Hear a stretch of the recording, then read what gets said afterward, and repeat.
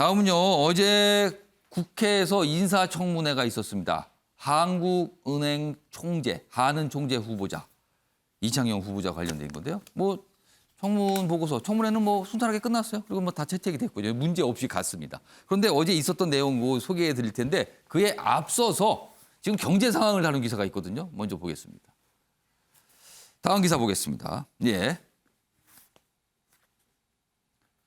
앞서서 저 경제 상황 다룬 기사부터 보겠습니다. 그게 좀 먼저 이어져야 됩니다. 세계 경제 우크라 청구서를 받았다. 우크라이나 청구서를 받았다. 한국의 경제 성장률이 올해 원래 한 3% 정도 될 거라고 봤는데 아니다. 2.5%로 낮다.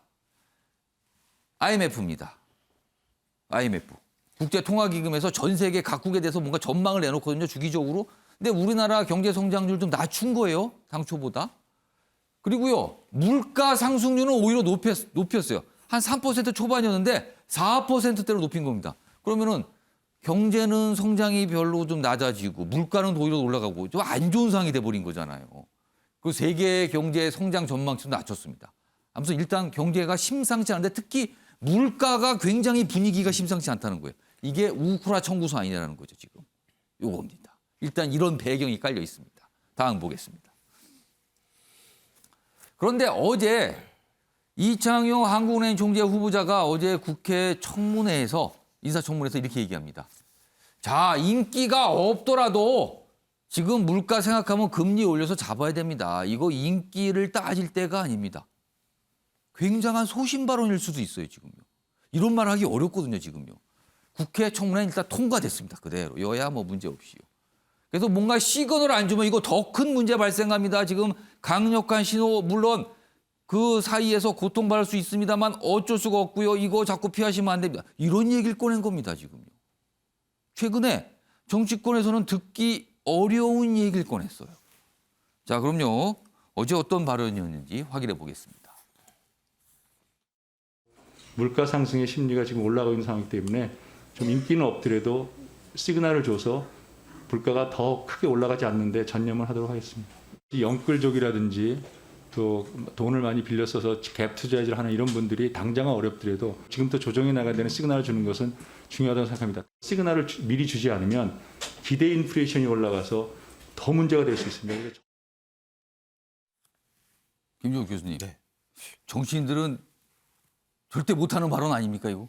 그렇죠. 저렇게 얘기하게 되면 인기가 떨어지게 되면 놀라질 수밖에 없는 상황인데, 근데 이제 더 큰 문제는 여야가 다 인정한 분이잖아요. 전문가라고 인정을 했고. 사실상 저분을 후보로 정할 때는 합의를 어느 정도 해서 의견 일치를 통해서 나온 거죠, 따지고 지금. 보면 문재인 현 대통령과 윤 당선인 같은 경우도 예. 갈등은 있었습니다만 이 인물에 대한 능력은 다 인정했단 말이에요. 이건 그렇다면 여야뿐만 아니라 국민적으로도 전문가로도 신뢰 자본이 있는 분인데 신뢰 자본을 가진 분이 인기가 없더라도 금리를 올려서 물가를 잡겠다고 얘기했다라고 얘기하는 건 정부 정책의 문제와 관련해서 갈등이 야기될 수 있다는 측면들을 전제로 하는 거죠. 근데 이 이창용 지금 후보자가 무슨 얘기를 했냐면 앞으로도 1, 2년 동안 계속 물가가 오를 거라고 얘기해요. 안 좋다고는 거예요. 예, 그렇죠. 물가가 오르면 이걸 잡을 수 있는 방법이라고 얘기하는 것이 금리를 거기에 맞게 조절해서 인상하는 방법밖에 없는 건데 예. 금리를 인상하게 되게 되면 시장이 경색될 수밖에 없지 않겠습니까? 그렇죠. 근데 또 정부 입장에서는 윤 당선인은 이미 5월 달부터 뭘 해야 되냐면 추경을 편성해서 그렇죠. 유동성이 증가되는 상황이 갈 수밖에 없는 측면들이 있어요. 그랬을 때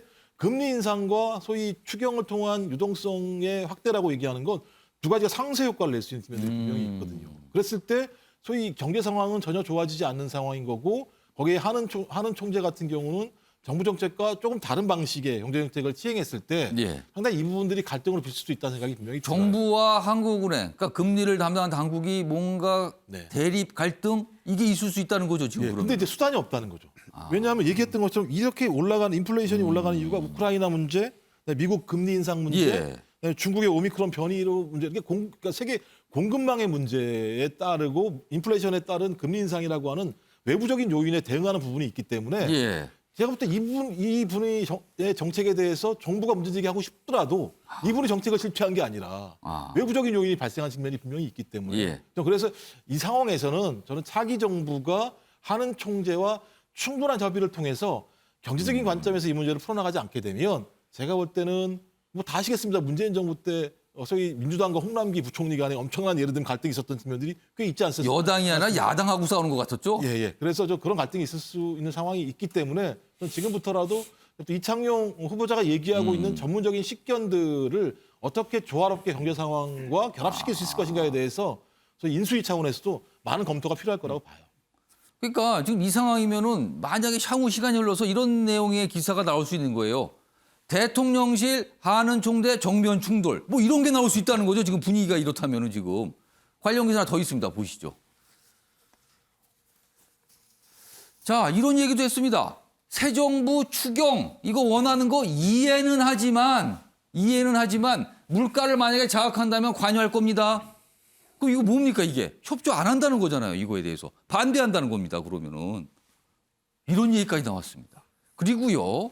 어제 인사청문회 자리에서 이창용 후보자가 질문을 받고 한 얘기도 있거든요. 그 모습 준비했습니다. 보시죠.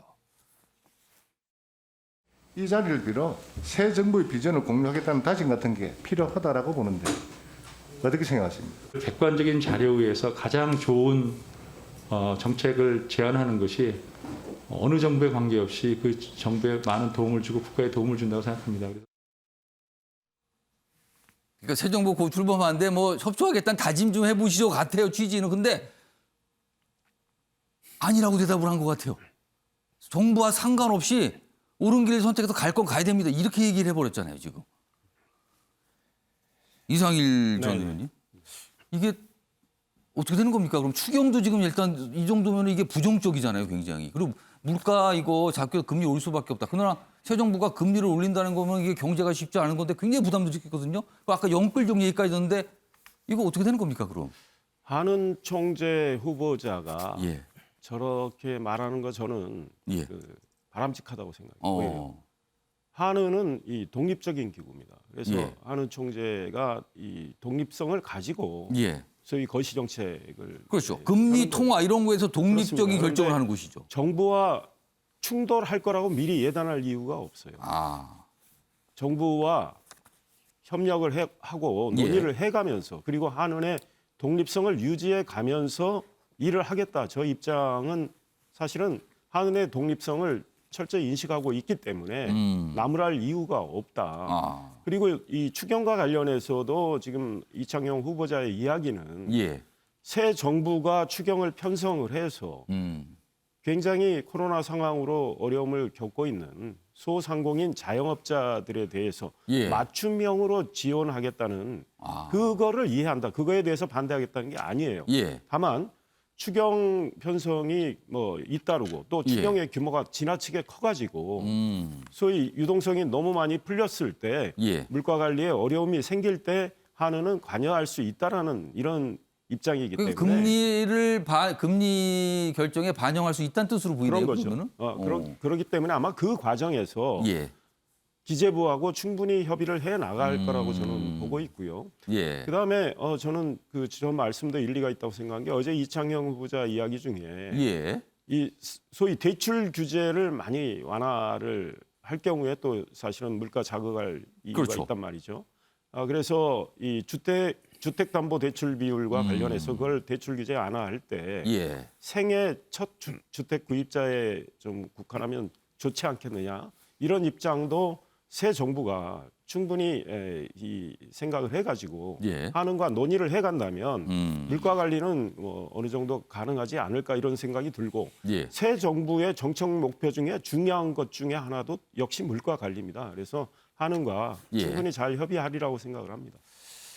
이종근 평론가는 어떻게 보시고 어떻게 전망하십니까? 좀 전에 그 동영상은 예. 한마디로 얘기해서 우문의 현답이었습니다. 어. 아니, 그러니까 답은 정답이었어요. 아, 진 영상 그건가 질문 받은 네네, 거, 질문 새 받았을 때 정부의 뭐 답하는 기조에 거. 뭐 입장을 좀 달라는 그 네네, 한국은행 총재, 그러니까 한국은행 총재가 지금 청문회 하는데 새 정부에 협조하라 그랬을 때 답은 당연히 아니 독립성.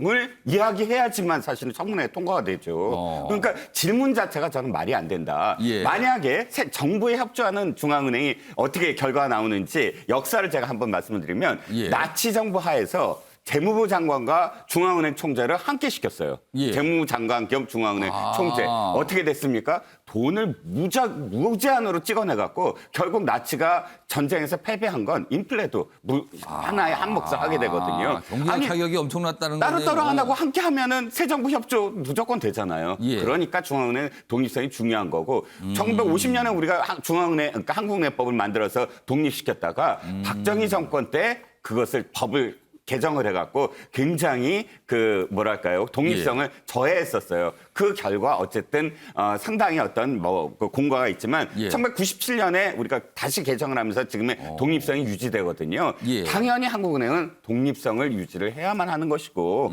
또 새 정부에 무조건 물론 새 정부의 어떤 이렇게 그 이 힘겨루기 이렇게 비춰서는 안 되지만 예. 이창용 후보자가 이야기하는 정도의 소신이 없다면 한국은행 총재로서의 자격이 없는 거죠. 물론 전문가죠. 금융 금리 분야 전문가로서 할 수 있는 말. 그리고 아까 제가 말씀드렸지만 참 이 국회 주변에서는 이런 말 나오기 어렵다. 그러니까 정치인으로서의 또 할 수 있는 말. 입장이 다르기 때문에 그러지만 뭐 인기를 고려하지 않고 뭔가를 가야 된다. 이런 취지의 얘기에서 오늘 좀 기사로 좀 특히 다뤄지고 있습니다. 인기 좀 떨어지더라도 해야 된다. 이런 말 참 듣기 어렵거든요. 요즘에요. 그래서 좀 다뤄지고 있는 것 같습니다.